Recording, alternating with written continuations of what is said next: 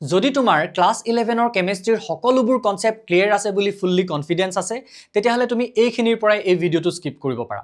আৰু যদি তোমাৰ সেই কনফিডেন্সটো নাই অৰ্থাৎ তুমি ভাবা যে ক্লাছ 11 ৰ কিছুমান কনসেপ্ট তোমাৰ ৰিভিজন কৰি লোৱাৰ প্ৰয়োজন আছে তেতিয়াহলে কমপ্লিটলি এই ভিডিওটো তোমাৰ কাৰণেই হয় কাৰণ এই ভিডিওটোত মই তোমালোকৰ ক্লাছ 12 ৰ যিখন সিলেবাস সেই সিলেবাসখন ডিসকাস কৰাৰ লগতে ক্লাছ 12 ৰ সেই চেপ্টাৰ বিলাকৰ কনসেপ্ট বিলাকৰ লগত ক্লাছ 11 ৰ কোনবিলাক কনসেপ্ট ৰিলেটেড হৈ আছে ক্লাছ 11 ৰ কোনখিনি কনসেপ্ট তোমালোকে মাস্ট বি ক্লিয়াৰ কৰি লবই লাগিব সেই কথাখিনি ডিসকাস কৰিম আৰু লগতে তোমালোকক এটা স্ট্ৰেটেজি দিম সেই কনসেপ্টখিনি ক্লিয়াৰ কৰি লবৰ কাৰণে তোমালোকৰ বহুতে ভাবা যে ক্লাছ 12 ৰ কেমিষ্ট্ৰিখন বহুত টান একচুয়ালি ক্লাছ 12 ৰ কেমিষ্ট্ৰিখন হিমান টান নহয়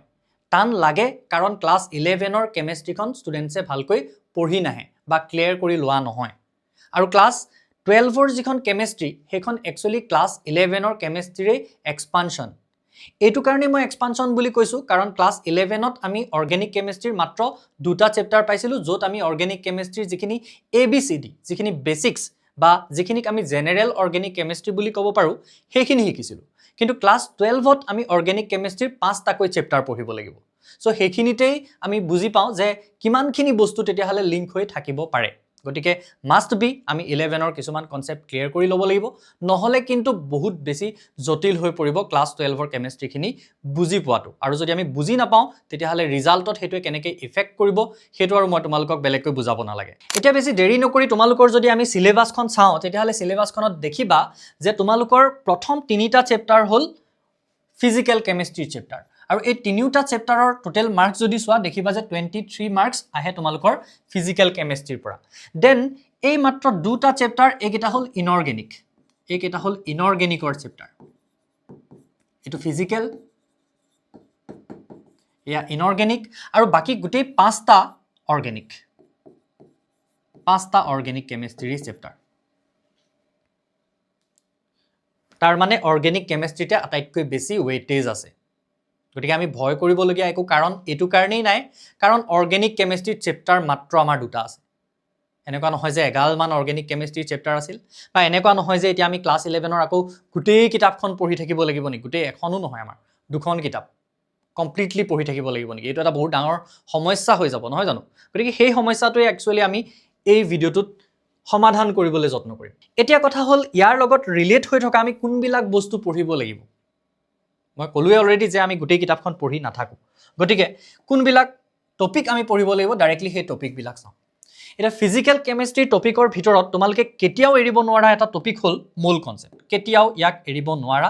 কেতিয়াও ইয়াক এৰি কেমিষ্ট্ৰিয়ে পঢ়িব নোৱাৰা গতিকে মোল কনসেপ্টছ তোমালকক লাগিবই যদি কাৰবাৰ মোল কনসেপ্ট ক্লিয়াৰ হৈ থকা নাই ময়ো খুব ক্লিয়াৰলি এটা ভিডিও বনাই ৰিসেন্টলি পাবলিশ কৰি থৈছো তাৰ ভিডিওৰ লিংক মই ইয়াৰ ডেসক্ৰিপচনত দি দিম তোমালকে তাৰ পৰা হেতু চাই ল'ব পাৰিবা নেক্সট তোমালোকৰ ৰেডক্স ৰিঅ্যাকশন এতিয়া এই মোল কনসেপ্ট কোট লাগিব মোল কনসেপ্ট লাগিব তোমালোকৰ যেটো ফাৰ্স্ট চেপ্টাৰ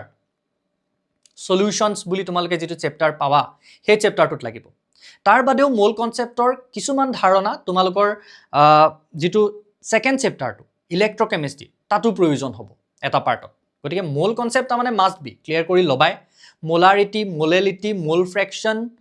নৰ্মেলিটি নহলে হেবিলাক একোই বুজি নাপাবা গতিকে মোল কনসেপ্ট একদম মাস্ট বি ক্লিয়াৰ কৰিবই লাগিব সো ধেই টপিক নাই দেখিছান নাই ভয় খাবলগীয়া নাই তাৰ মানে এতিয়া নেক্সট ৰেডক্স ৰিঅ্যাকশন আমাক কোট লাগিব ৰেডক্স ৰিঅ্যাকশন লাগিব আমাক ইলেক্ট্ৰকেমিষ্ট্ৰিত গোটেইখন আমি ৰেডক্স ৰিঅ্যাকশনে পঢ়িব লাগিব গতিকে ৰেডক্স ৰিঅ্যাকশন ক্লিয়াৰ কৰি লবই লাগিব ৰেডক্স ৰিঅ্যাকশনৰ কি ক্লিয়াৰ কৰিবা ৰেডক্স ৰিঅ্যাকশনৰ মেইনলি ইলেক্ট্ৰন ট্ৰান্সফাৰৰ দ্বাৰা যিখিনি ৰেডক্স ৰিঅ্যাকশন হয় সেইখিনি তোমালোকে বুজিবলৈ যত্ন কৰিব লাগিব ইকুইলিব্ৰিয়াম তোমালোকে জানিব লাগিব ইকুইলিব্ৰিয়ামৰ যথেষ্টখিনি বস্তু তোমালোকে জানিব লাগিব কাৰণ ক্লাছ 12 তো এতিয়া তোমালোকৰ সেই ইলেক্ট্ৰকেমিষ্ট্ৰিৰ পাৰ্টটো ইকুইলিব্ৰিয়াম অলপ লাগিব দেন তোমালোকৰ যেটো কেমিক্যাল কাইনেটিক্স চেপ্টাৰ তাতো তোমালোকক ইকুইলিব্ৰিয়ামৰ ধাৰণা কিছুমান দৰকাৰ হ'ব দেন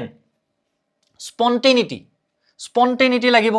স্পন্টেনিটিৰ কথা যে আমি পঢ়িছিলো সেই স্পন্টেনিটিৰ কথা আমাক ইলেক্ট্ৰকেমিষ্ট্ৰিত আকৌ দৰকাৰ হ'ব এতিয়া স্পন্টেনিটি বহুত টান টপিক নাছিল বহুত ডাঙৰ টপিক নাছিল স্পন্টেনিয়াস প্ৰসেস নন স্পন্টেনিয়াস প্ৰসেসৰ বিষয়ে মাত্ৰ আমি অলপ পাইছিলো সেইখিনি তোমালোকে ক্লিয়াৰ কৰি লবা কোৰ পৰা কোট আছিল কেমিকেল থাৰ্মোডাইনামিক্স চেপ্টাৰটোৰ পৰা ক্লাছ 11ৰ থাৰ্মোডাইনামিক্স চেপ্টাৰটো চাবা তাৰ পৰা এই টপিকটো তোমালোকে অলপ ক্লিয়াৰ কৰি ল'বা দেন বেসিক মেথমেটিক্স মানে কোনখিনি বস্তু বেসিক মেথমেটিক্স লগাৰিথমৰ যিখিনি ক্যালকুলেশন আছে তোমালোকৰ নৰ্মেল যিবিলাক যে log a into b মানে log a plus b হয় log a by b হলে log a minus b হয় হে তেনেকুৱা টাইপৰ বস্তুবিলাক বহুত টান বস্তু নহয় বুইছানে একদম সহজ সহজ কিছুমান বস্তু ln ৰ ঠাইত যে আমি log 2.303 বুলি লিখিব পাৰো সেই তেনেকুৱা ধৰণৰ কনসেপ্ট বিলাক তোমালোকে জাস্ট ক্লিয়াৰ কৰি ল'ব লাগে বৰ টান বস্তু নহয় তাৰ বাদে গ্ৰাফ ষ্টাডি কৰিবলৈ শিকিব লাগিব গ্ৰাফ ষ্টাডিটো বৰ বেছি ডাঙৰ বস্তু নহয় ইয়াত কি শিকিব লাগিব অনলি তোমালোকে y = mx + c যেটো আমি ৰিপ্ৰেজেন্টেশন পাইছিলো সেই ৰিপ্ৰেজেন্টেশনটো ধৰি লোৱা ইয়াত মই গ্ৰাফ এটা লিখি দিলো এনেকুৱা ধৰণে তেতিয়া হলে ইয়াত কোনটোৱে কি বুজাই আছে স্লোপ কোনে বুজাইছে ইন্টাৰসেপ্ট কোনে বুজাইছে সেই কথাখিনি তোমালোকে জানিব লাগিব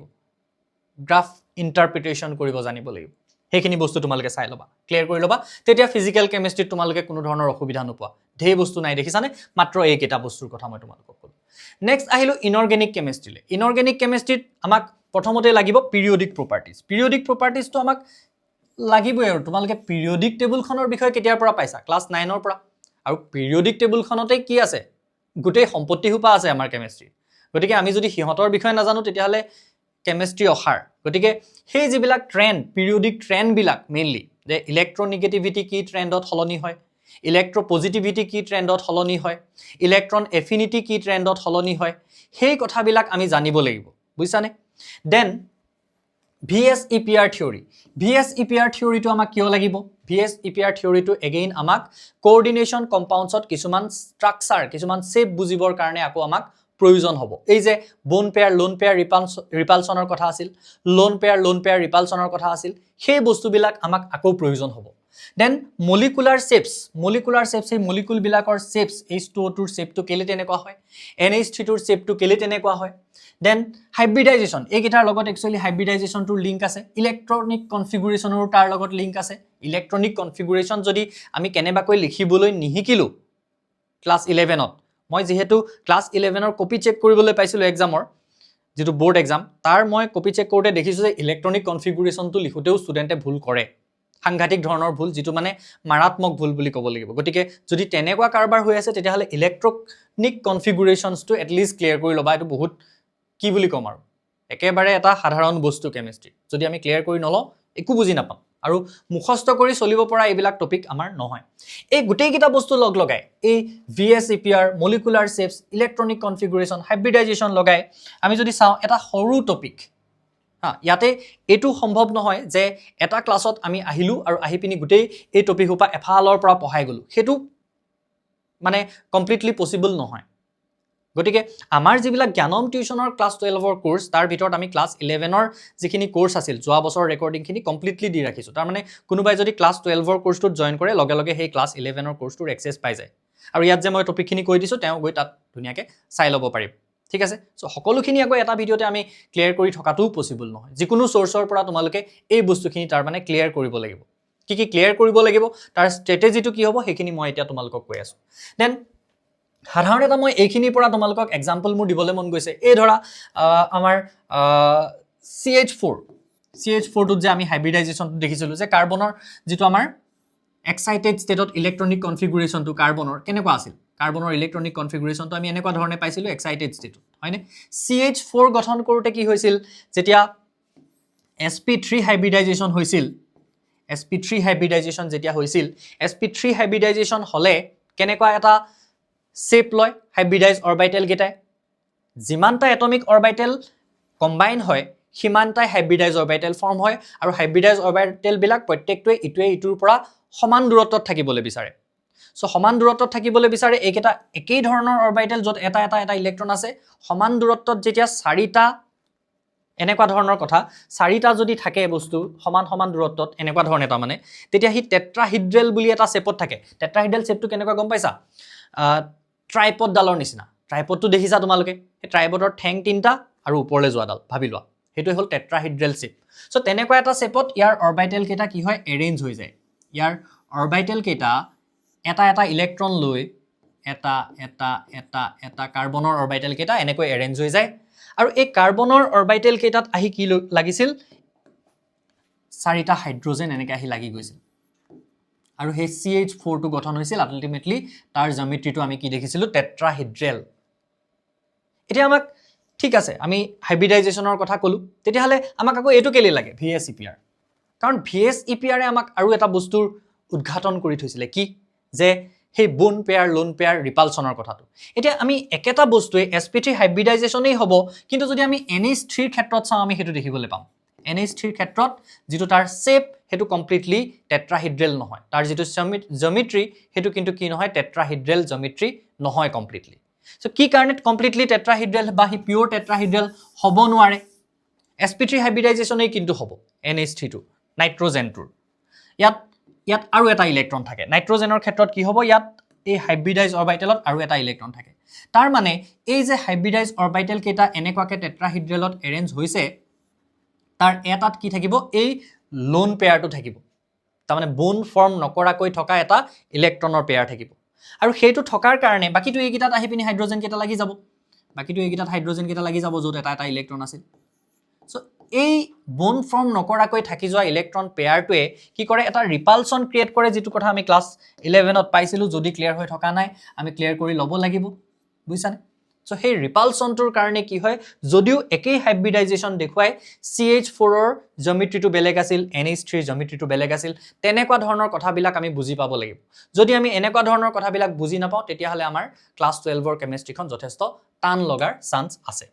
দেন আৰু কেনেকুৱা ধৰণৰ কনসেপ্টৰ কথা কম এতিয়া মই মূল কনসেপ্টত ধৰিলো মই তোমালোকক জেনিবা কলো যে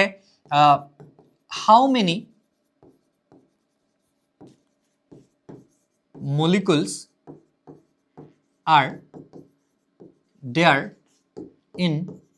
180 gram H2O এটো যদি তুমি ক্যালকুলেট কৰিব নাজানা এনেকুৱা ধৰণৰ বিলাক যদি তুমি কৰিব জনা নাই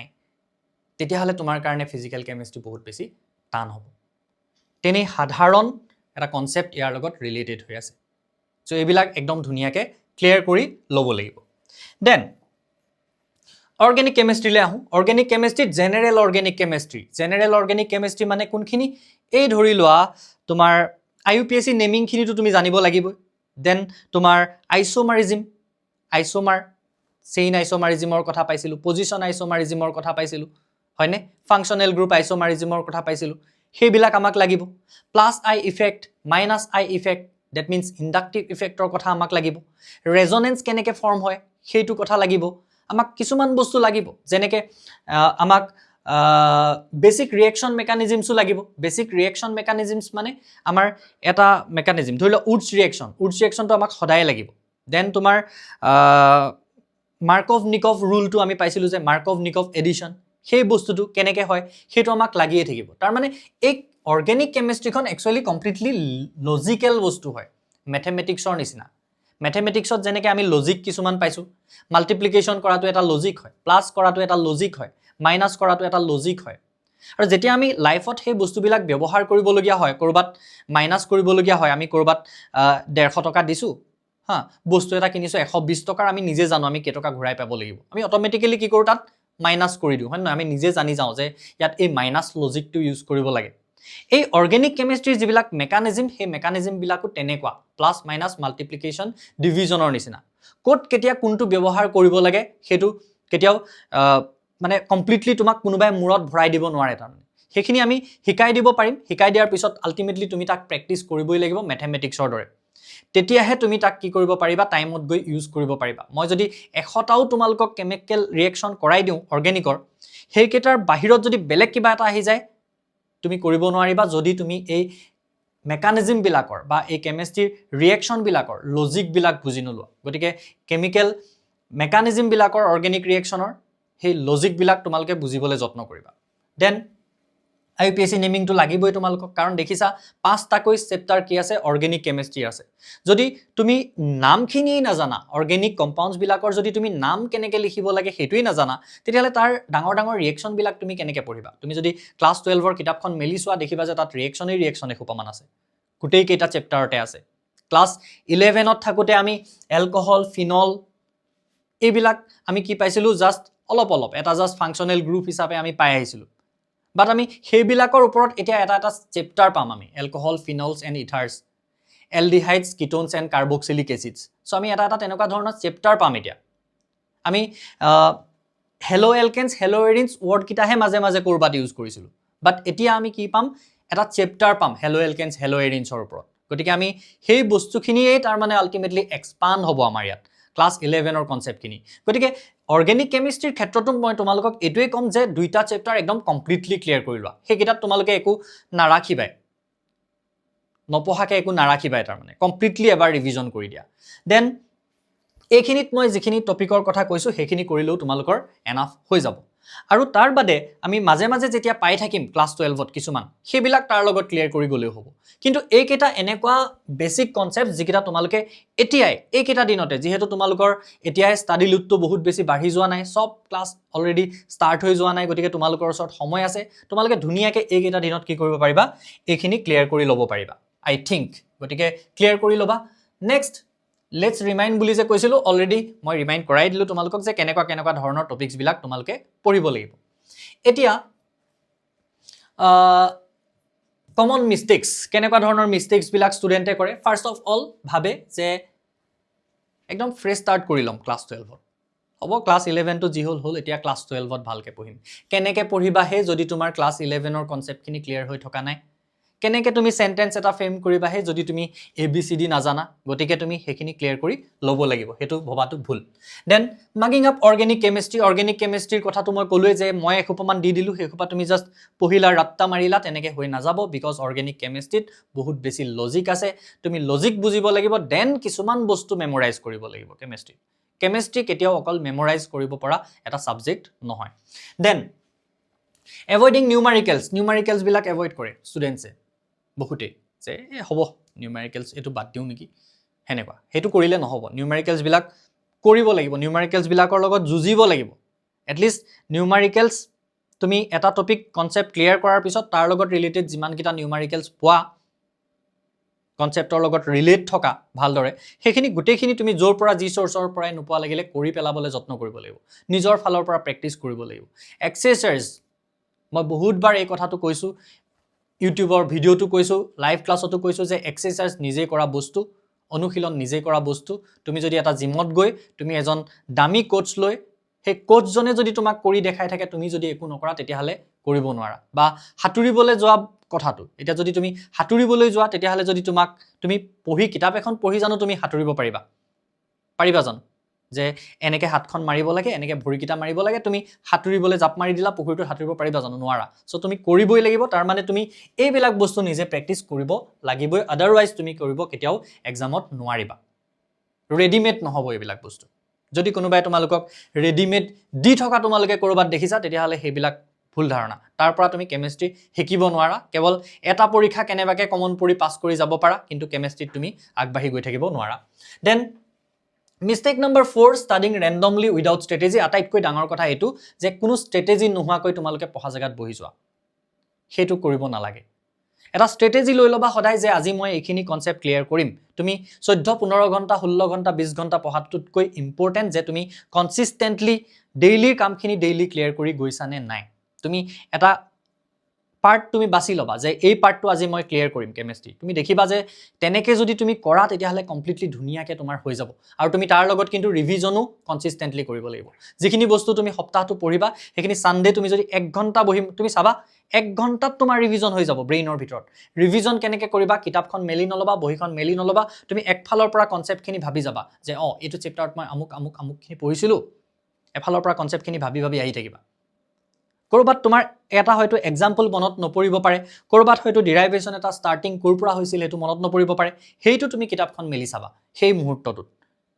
কিন্তু ৰিভিজনটো কৰোঁতে তুমি মনৰ ভিতৰত কৰিবা তেনেকৈ দেখিবা যে তুমি বছৰটোত বহুতবাৰ ৰিভিজন কৰি পেলাইছা তোমাৰ চেপ্টাৰ কেইটা তুমি পৰীক্ষাৰ সময়ত পঢ়িব লগাই নহ'ব খালি তুমি কি কৰিব লাগিব কনচিষ্টেণ্টলি অন্তত 1 ঘণ্টা ডেইলি কেমিষ্ট্ৰি পঢ়িব লাগিব দেন এতিয়া সেই তালৈকে আহোঁ আমি ষ্ট্ৰেটেজি to 2 hour তোমালোকে কেমিষ্ট্ৰি পঢ়িব লাগিব এই কেইটা দিনত তোমালোকে মেইনলি কি কৰিবা 30 মিনিটস তোমালোকে ক্লাছ 11 ৰ কেমিষ্ট্ৰিত দিয়া যদি তোমালোকে 1 ঘণ্টা বা 2 ঘণ্টা পঢ়িছা তাৰে 1 ঘণ্টা অন্তত তোমালোকে ক্লাছ 12 ৰ টপিকছত দিয়া তেতিয়া তোমালোকে দেখিবা ইজি হ'ব তাৰ বাদেও যদি আৰু ডিটেইল ষ্ট্ৰেটেজি লাগে তোমালোকে এক সপ্তাহৰ ভিতৰত যদি তোমালোকে গুটেখিনি কৰি পেলাও বুলি ভাবা ক্লাছ 11 ৰ তেতিয়াও ইনফেক্ট তোমালোকে কৰিব পাৰা সো তোমালোকে প্ৰথম দুটা দিনত মূল কনসেপ্ট কৰা ডে 3 to 4 তোমালোকে জেনাৰেল অৰ্গেনিক কেমিষ্ট্ৰি খিনি কৰিব পাৰা ডে 5 কেমিক্যাল বন্ডিংছ খিনি কৰি পেলোৱা কেমিক্যাল বন্ডিংছৰ কোন কিবিলাক বস্তু কেমিক্যাল বন্ডিংছত কোনখিনি আহিব হাইব্ৰিডাইজেশনৰ কথা আহিব ভিএস ইপিআৰৰ কথা আহিব মলিকুলাৰ শেপছৰ কথা কলো তাত হেখিনি হুমাই আছে তাৰ মানে ভাবিব পাৰা নহয় যে আগৰ স্লাইডখনত আছিল টপিক গিটা বেলেগ বেলেগ ইয়াত আকৌ টপিক গিটা কেনেকে বেলেগ হৈ গল সো সেই টপিকটোৰে এটো তাৰ মানে কি হয় পেৰেন্ট মেইন বস্তুটো গম পাইছানে হেডিংটো তাৰ নামটো মই তোমালোকক ইয়াত দিছো এতিয়া ডে 6 ত ধৰিলা তোমালোকে প্ৰেক্টিস কৰিলা যিখিনি বস্তু পঢ়িবা হেখিনি ডে 6 ত প্ৰেক্টিস কৰিবা দেন ডে 7 ত হেখিনি বস্তু ৰিভিজন কৰিবা ইয়াৰ বাদে কিবা যদি থাকি গৈছে হেখিনি তোমালোকে ইয়াতে হাঙুৰি লবা মুঠতে এনেকুৱা ধৰণেই পঢ়িবা যিখিনি বস্তু সপ্তাহটোত পঢ়িবা বাকি 6 দিনত 7 নম্বৰ দিনটোত তুমি কি কৰিবা হেখিনি ৰিভিজন কৰিবা ৰিমাইন্ড কৰিবা নিজৰ মনৰ ভিতৰতে যদি কিবা এটা কনসেপ্ট মনত পৰা নাই তেতিয়ালে হেতু চাবা আৰু কনসেপ্ট বস্তুটো এনেকুৱা নহয় যে তুমি যদি বুজি পাই যোৱা এবাৰ তাৰ পিছত পাহৰি যাবা কনসেপ্টটো তেনেকুৱা বস্তু নহয় তুমি যেনেকে প্লাস মাইনাস মাল্টিপ্লিকেশন ডিভিজন এতিয়াও পাহৰা নাই কেতিয়া শিকিছিলা এলপি স্কুলত থাকোতে শিকিছিলা হয়নে প্ৰাইমেৰী স্কুলত থাকোতে শিকিছিলা কিন্তু এতিয়াও পাহৰি যোৱা নাই তেনেকৈ এই কনসেপ্ট বিলাক এতিয়া তোমালোকৰ এই বয়সটোৰ কাৰণে তেনেকুৱাই হয় এবাৰ শিকাৰ পিছত হিচাপ মতে পাহৰি যাব নালাগে মুখস্থ কৰিলেহে বাৰে বাৰে বস্তুবিলাক মানুহে পাহৰি যায় গতিকে মুখস্থ নকৰিবা কনসেপ্ট বিলাক খুব ভালদৰে বুজিবলৈ যত্ন কৰিবা আৰু ৰিভিজন ফ্ৰিকুৱেন্টলি কৰিবা দেন এই কেইটা হল আমাৰ ক্লাছ 12 ৰ কোৰ্স ইয়াত তোমালোকে যদি জয়েন কৰা তেতিয়াহলে ক্লাছ 11 ৰ কোৰ্সখিনি ইয়াৰ লগতে তোমালোকে ভিতৰত পাই যাবা যিখিনি ৰিভিজন কৰি ল'ব লগা টপিক আছে ইয়াৰ পৰা তোমালোকে ৰিভিজন কৰিব পাৰা যদিহে আমাৰ কোৰ্সত তোমালোকে জয়েন কৰিম বুলি ভাবি আছা তেতিয়া বাকি এই ব্লু কালাৰ গিটাতে তোমালোকে জয়েন কৰিবা তে ৰেড কালাৰ গিটা ক্লাছ 11 ৰ হয় ভুলতে ক্লাছ 11 ৰ কোৰ্সত জয়েন কৰি দিলে বহুত ঝামেলা হৈ যায় দেন এইখিনি হল আমাৰ ৰুটিন ক্লাছৰ ৰুটিন আমাৰ এপৰ ভিতৰত যিবিলাক ক্লাছ হ'ব ডেডিকেটেডলি তোমালোকৰ ক্লাছ 12 ৰ কাৰণে তাৰ ৰুটিনটো হল এইটো তোমালোকে ইনফেক্ট স্ক্ৰিনশ্বট মাৰি ল'ব পাৰা দেন এপটো এনেকুৱা ধৰণে দেখিবা যেতিয়া তোমালোকে এপটো খুলি দিবা তেতিয়াহলে এনেকে ওলাই থাকিব ক্লাছ 10 11 12 তোমালোকে ক্লিক কৰি দিবা ক্লাছ 12 টোত তাৰ পিছত আৰু মোবাইল ব্যৱহাৰ কৰিব জনা ষ্টুডেন্টে বাকিখিনি বুজি নোপোৱাৰ কোনো কথা নাই বা নিজৰ কোৰ্সটো বিচাৰি নোপোৱাৰ কোনো কথা নাই কোৰ্সটো যেতিয়া জয়েন কৰিবা তাৰ ভিতৰত তোমালোকে এনেকৈ কন্টেন্ট বিলাক পাবা স্টাডি মেটেৰিয়েলছ বিলাক পাবা ভিডিও বিলাক পাবা মুঠতে বাকিখিনি তোমালোকে খুচৰি থাকিলে পাই থাকিবা তাৰ পিছত এতিয়া তোমালোকৰ এপ্ৰিল মাহটোৰ কাৰণে আমি এটা ডিসকাউন্ট দি থৈছো আৰ্লি বাৰ্ড ডিসকাউন্ট যেটো আমি প্ৰত্যেক বছৰেই দিও এতিয়া যদি তোমালোকে এপ্ৰিল মাহৰ ভিতৰত জয়েন কৰা প্ৰথম 100 জন ষ্টুডেন্টৰ কাৰণে 1000 रुपीस কৈ অফ পাবা যদি তোমালোকে এই আৰ্লি বাৰ্ড কুপনটো ইউজ কৰা অৰ্থাৎ তোমালোকৰ কোৰ্স বিলাকৰ আসলি ফিজটো হল 3999 প্লাস GST 3999 প্লাস GST তোমালোকৰ 4200 মানে হয় আৰু যদি তোমালোকে ইনষ্টলমেন্টত দিবলৈ বিচাৰা তেতিয়াহলে 4200 এই দিব লাগিব তিনটা ইনষ্টলমেন্টত দিব পাৰিবা জয়েন কৰোতে এটা ইনষ্টলমেন্ট 2 মাহৰ পিছত আৰু এটা ইনষ্টলমেন্ট নেক্সট 2 মাহৰ পিছত আৰু এটা ইনষ্টলমেন্ট আৰু যদি একেলগতে বাই কৰা একেলগতে গুটি পেমেন্টটো দিয়া তেতিয়াহলে তোমালোকে এই কুপনটো ইউজ কৰি অফাৰ পাবা 1000 रुपीस ডিসকাউন্ট হৈ যাব আৰু তেতিয়া তোমালোকে অলমোস্ট 3100 তে গুটি কোৰ্সটো পাব পাৰিবা গুটি বছৰৰ কোৰ্সটো এটা সাবজেক্টৰ ক্ষেত্ৰত সো এইখিনি হল কথা আৰু আই হোপ এই ভিডিওতে তোমালোকক হেল্প কৰিলে কথাখিনি যদি তোমালোকে ফলো কৰা তেতিয়াহলে খুব ধুনিয়া এটা ভাল ৰিজাল্ট পাবা আৰু যদি কথাখিনি ফলো নকৰা তেতিয়াহলে খুব বেছি কিমান সময় দিম আগষ্ট মানলৈকে তোমালোকে গম পাই যাবা যে ক্লাছ 12 ৰ কেমিষ্ট্ৰি কেনেকুৱা লাগে ঠিক আছে তেতিয়াহলে thank you so much bye by